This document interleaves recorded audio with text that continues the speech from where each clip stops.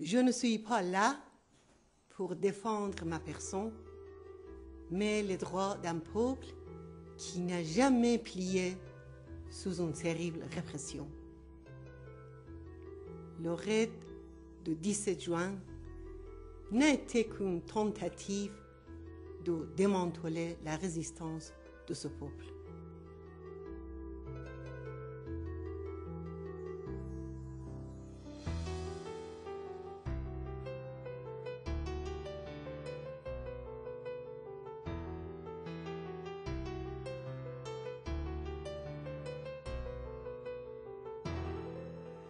Il y a 2 ans, j'avais dit au juge des libertés que le jour où j'avais choisi ce combat, je m'attendais à la prison, à la torture ou même à l'exécution comme des dizaines de milliers de résistants.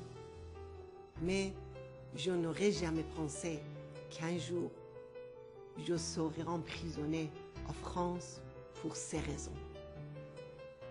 J'ai dit ce jour-là qu'on pouvait me garder en prison, mais qu'on ne pouvait pas me faire renoncer à la lutte pour la liberté de mon peuple. Je le déclare aujourd'hui encore. Si résister contre une dictature religieuse est un délit, moi-même et l'ensemble des membres et des sympathisants de cette résistance, nous sommes fiers de l'assumer car nous sommes décidés à instaurer la démocratie en Iran et nous sommes prêts à en payer le prix. Mais on peut se demander, depuis quand en France, terre des droits de l'homme, la résistance à la tyrannie est un délit? Quels crimes ont commis le peuple iranien et sa résistance pour subir cette injustice? Est-ce de lutter pour libérer notre pays de l'intégrisme religieux et du fanatisme?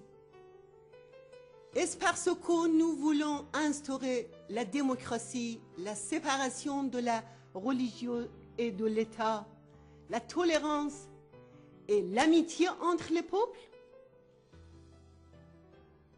C'est pourquoi, aujourd'hui, j'accuse ceux qui collaborent avec une dictature religieuse de sacrifier la résistance d'un peuple à la liberté.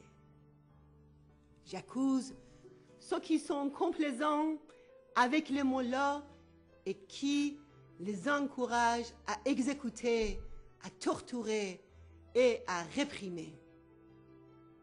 J'accuse ceux qui méprisent les valeurs et les traditions démocratiques de la France pour des intérêts économiques et qui laissent ce régime tenter de manipuler la justice française.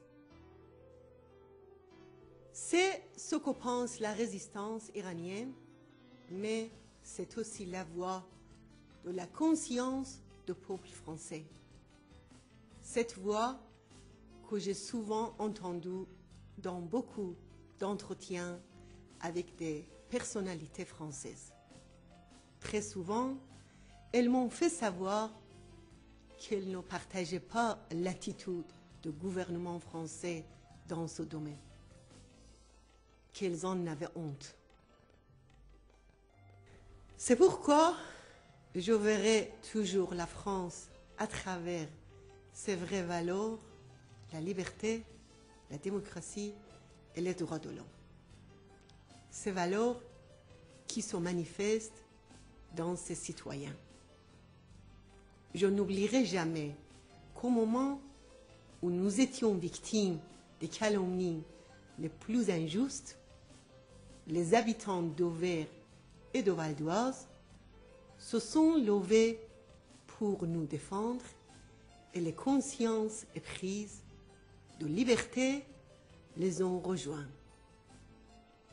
Vous avez démontré que la démocratie française est vivante et fidèle à ses idéaux et que vous ne pouvez rester indifférent devant une juste cause.